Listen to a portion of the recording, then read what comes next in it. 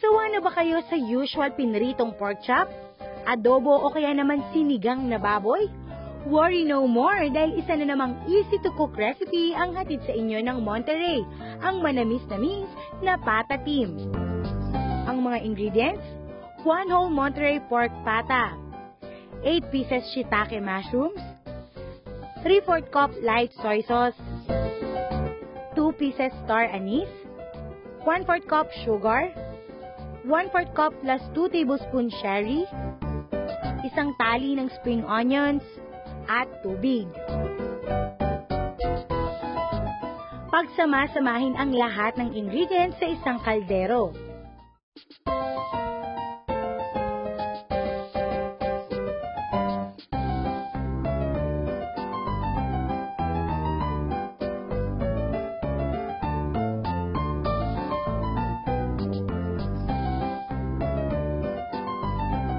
Kapag kumulo na, hinaan ng apoy at hayaang maluto sa loob ng 4 na oras o hanggang sa lumambot ang pata.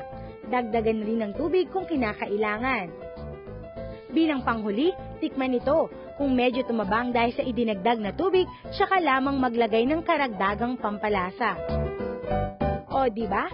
Super easy lang talaga, kaya naman anytime, pwedeng-pwede nyo nang i-request kay nanay ang Monterey Pata Team.